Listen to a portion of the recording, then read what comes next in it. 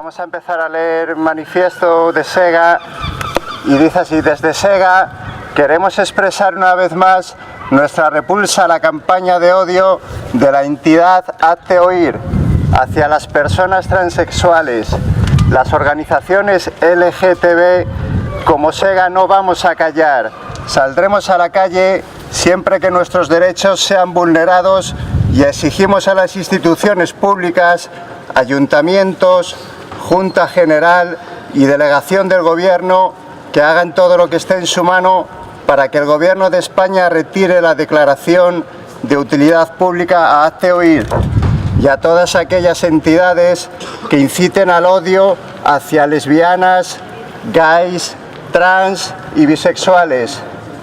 Que sus campañas de odio no lleguen a los centros educativos, que sus palabras denigrantes no sean difundidas, que, en definitiva, los derechos de las personas LGTB no sean vapuleados. Seguimos viendo imprescindible la aprobación de la Ley Integral Trans en Asturias, que los partidos políticos con representación en Parlamento asturiano apuesten por ella y la saquen adelante.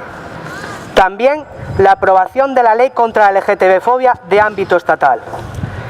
Porque la libertad de expresión no puede amparar discursos de odio. Queremos enviar un mensaje al conjunto de toda la sociedad, un mensaje de respeto e inclusión de todas las realidades y por ello de todas las personas. Los genitales no marcan tu identidad.